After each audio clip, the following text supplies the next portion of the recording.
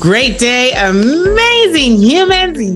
Yes, welcome to Empowering Bytes. This is where we keep it short and sweet. But who is the we? Well, the we is me, Nkechi, and I'm Gaby with 1B. Pleased to be the co-host of these Empowering Bytes, where we keep it short and sweet. E to the A to the B to the what?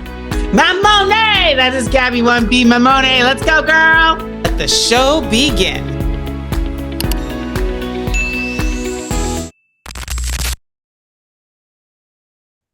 Great day, amazing humans. Yes, welcome to another episode of Empowering Bytes. It happens to be the next episode. And I'm here with my glorious, grateful, generous co-host, Gab. Oh, I could have said grateful. No, generous. No, what did I say? Great, generous. Are you doing alliteration? Gabriela. Yeah, Gabriela Mamone. Yeah, the G's. I'm here with my G. I'm here with my G.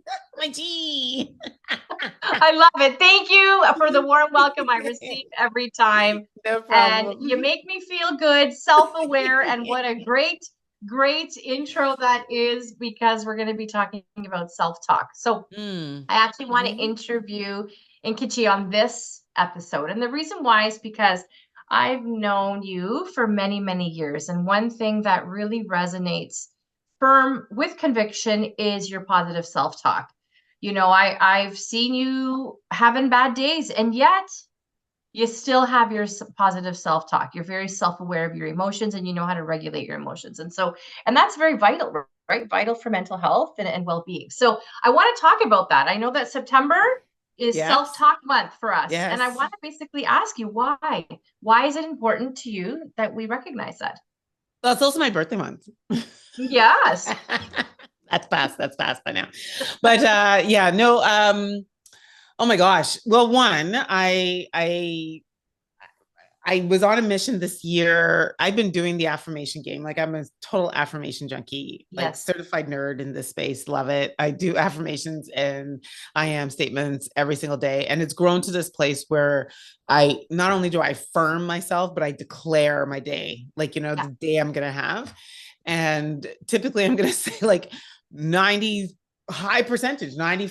of the time I have a great day, and I'm having fun today, and I bring joy to others, and I bring light with me wherever I go, and a positive influence on the world, and all is actually truly well, and when you just start to feel that that's how I feel every single day when I walk out of the house. And so I tell my day the kind of day I'm going to have. And I will say, like, after that, it's really left to all the experiences and the interactions, which I can't typically predict, but I definitely know how I show up to them. But beside that, sometimes, like, it's also hard to pull some of that out of my own brain, So I think the other aspect that I can share is, like, if you can't get the affirmations for yourself, then it's also about, what do you listen to, the books that you read, the podcasts that what are some of the other material that you're taking in through the day? Like, do you really actually look at what the algorithms on the internet and your social media are sending you? Because in large part, it's you've trained the algorithm from what you listen to, talk about, So if it's positive news, positive information, then good chance that you are sort of living in that life of optimism and positivity and light, And so some of the things I love, I also is quotes, right? Like, I think because sometimes it's like, sometimes my personal words may not be enough for myself, even for just the next person, and as a speaker, I love quotes. So I think one aspect I haven't brought into this September, and maybe you have some too, or not even just quotes, but things that you have listened to, Gaby, that resonate, that you've shared with others and have lit people up. But like, some things that I want to share with listeners, if you could just memorize these ones, right? Like, our deepest fear, talk about that one all the time. Like, that's a quote that I think, especially young girls, but everyone should have. And if you can't remember the whole one, it's, there's some parts of it, right? Like there's nothing enlightened about shrinking so others don't feel insecure around you. Yeah. You are meant to shine. You're born to make, you're Mm-hmm. born to make manifest the glory of God that's within you. And when you allow your light to shine, you unconsciously give permission to others to do the same. Like that one to me is like this domino effect, like that, just having some of those. The other one I love is by Theodore Roosevelt. It's called The Man in the Arena. I think that that's Yeah. kind of how it's been. And that one talks about, because we always talk about, oh, I have critics and all this. And I think even Brené Brown has, probably made that quote really famous as she talks about vulnerability, because she says that's really that's what vulnerability is all about. It's not the critic who counts. It's not the man who points at how the strong man stumbles or how the doer deeds could have done them better. The credit actually belongs to the man who's in the arena, whose face is marred by dust and sweat and blood, and who strives valiantly, who comes up short again and again, because there is no effort without error and shortcoming. Like that statement right there is a permission slip to fail, to go hard enough that you stand the chance that you might fail at something, but and then it goes on to say, but who knows the great enthusiasms, the great devotions, who spends himself for worthy cause. I think, like, for me, my cause is really helping people feel truly empowered in their skin, and to think in ways that are empowering, right? And I'm going after 1 billion people in this world, but who at the best knows that in the end, the triumph of high achievement, and at the worst, if they fail, at least failed while daring greatly, so that your place is never with those who never tried, who those timid people, right? So anyway, that's another powerful quote to me that helped me really realize, yeah, man, like our last episode was about find the gap. Like that's why you got to find the gap. Yeah. One thing I know about you, and let's even talk about social media. One thing that you do very well is you don't, when you post, try to impress people. You're trying to impact people. There's a difference, right? You're not impressing, you're impacting. And the reason why that's so important is because you are sharing your quotes, you are sharing your love, you are sharing the motivation, because words have power. They impact us. So I commend you for that. And you often talk about words have power. And I think you also are very intentional about how you talk to people and how you lift people up and how you give people their flowers. And I love that about you as well. Thank you. One thing I share with my kids, I share it often, and sometimes even when I'm dropping them off at school in the morning, is I say it's always better to be the person that smiled than the person that didn't smile. And because sometimes we really just have a bad day, and that quote is probably from someone, so forgive me for not knowing exactly who owns that quote. But it is so important because we make an impact with every step we take, every word we say. We leave people with the impression that we leave upon them. Let it be an impression of increase. Let it be a smile. Let it be positive experience, because that in turn will have that ripple effect. It's so important. Hi. Anyway, like, this is what I'm saying. Like, it's like, why do we spend so much, why would we want to spend time intentionally feeling great about life and ourselves, when we have, like I said, if you cannot pull it for yourself, don't worry. There's somebody out there that has pulled it. And you just, like, these days, especially with like Chat GPT, with the Empowering My Skin podcast, but like there's so, like, I haven't even gone into like Ed Milet, what's in the School of Greatness, what's his name, oh my gosh, why is his name, the guy from the School of Greatness, Lewis Hose. Okay. Then you have like Mel Robbins, you have even Oprah. Like, there's so many. There's such a Dr. Eric Thomas, we talked about him last week. Like, there's so much. Dr. Joe Dispenza, right? Like, I love listening to that guy because like, he just really, he talks about, like, there was something that he said in a podcast I listened to recently that really resonated with me, because I'm like, oh my God, I'm so stealing that. But he said, like, in a moment, he'll ask himself, what would the masters do? Because sometimes it's not even like when you start to, like, especially if you started to listen to people, like, who's that one person that you could say that you know without a doubt that if they were facing the situation, they'd find the silver lining. They would be optimistic about it. Yes. Even if you Yeah. So true. so then you just pause. And for a moment, you just like, what would Gaby do? Yeah. How would Gaby bring kindness into the situation? Well, Yeah. she would smile, or she would share a compliment, like, there's gotta, like, whatever, whoever that is, it could be your kid, it could be, but somebody that that is endlessly in the pursuit of optimism and positivity. Yes. In those moments when you can't pull it from yourself, just pause, think about them and say, what would they do? So his whole thing that got me to that was, he said, what would the masters do?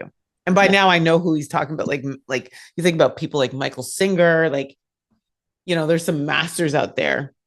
Often I think about, what would TD Jake say? Like, that guy's an orator. Like, how would he frame this up? What would the Bible say? Like, that's why I put Bible verses inside of me. I should have even talked about that. Like, every single day I use purpose-driven life. So Pastor Rick Warren wrote a book, and there are 42 chapters, and he encourages the readers. Oh, I have another one to share. And he encourages readers to memorize the passages. And I started that with a really great friend. Like, we're on cycle 75. So let's just say cycle 74 finished. And if I do 74 times 42, so 3,100 plus days, right? The scripture memorization. And I'm holding myself accountable to it. I go into a Facebook group and I say it every single morning. It's part of my spiritual practice. And I just recite, and the language, it's like the language is in me, like Luke 16:10, 16:5 was it? No, Luke 16:10a, you can't be faithful over big matters if you're not faithful. No, you can't be faithful over many if you're not faithful over few, something like that. Yeah. I just lost it on the spot, but but it's like that, Romans 8:28, and we know that in all things God works for the good of those who love him, who've been called according to his purpose, right? So there's 42 of these scriptures that I can pull from. And then the most recent one that I love, and we'll use this to close off the episode, is I got this one from my husband, and he has read the book. I want to say Think and Grow Rich by Napoleon Hill. Yeah, it is, eh? Yeah. It's and in it, he has the self-confidence formula. Okay. And so we're going to end on this. There's 5 of them. Yep. Hopefully, I always get nervous when I have to look at that. Luke 16:10, unless you're faithful over small matters, you can't be faithful over big ones. That's what it is. Something like that. Anyway, but okay. So let me try. Okay. Number 1, I know that I have the ability to achieve the object of my desired purpose in life. Therefore, I will demand of myself persistent and continuous action towards its attainment. And I here and now promise to render such action. Number 2, I know that the dominating thoughts of my mind will eventually reproduce themselves in physical activity and gradually transform themselves into physical reality.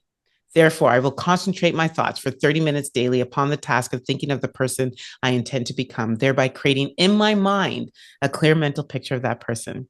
Number 3, I know that through the principle of autosuggestion, any desire that I persistently hold in my thoughts will seek expression through attaining the object back of it. Therefore, I will devote 10 minutes to demanding of myself the development of self-confidence.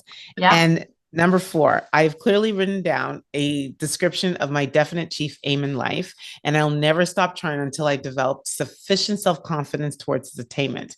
And number 5, I know that no wealth or position can long endure unless built upon truth and justice. Therefore, I will engage in no transaction that doesn't benefit all whom it affects. I will succeed by attracting to myself the forces I wish to use and the cooperation of other people. I will induce others to serve me because I willingly serve others. I will eliminate hatred, envy, jealousies, selfishness, and cynicism by developing love for all humanity, because I know a negative attitude towards others cannot bring me success. I will cause others to believe in me because I believe in others and in myself. Yay! Self-confidence formula. Well done. Well done. Yes. I have that. If anyone's interested, like you can even just hop on Google. I have the printout of you have the 5. Yeah, it's amazing. So print it out or memorize it, which that is so impressive. Very impressive. Yeah. So he's learning it too. It's on the back of our door. He stayed on the way out, and I'm very fortunate because I did math and I also played piano, and so I believe both of those are toted. You study the brain, aren't they toted for helping with memory? Yeah, with memory. So yeah. Anyway, Gaby, thank you for indulging me on one of my favorite topics in the world, which is how do we talk better to ourselves? Yeah, I love it. Self-talk. Really great episode. Thank you for sharing all your quotes and tidbits and golden nuggets. Love it. And I love you. And we love everyone that's listening or watching us. And sadly, this is where we have to say, I'm Inc. And I'm Gaby with 1B. And we're out. Bye-bye. Bye.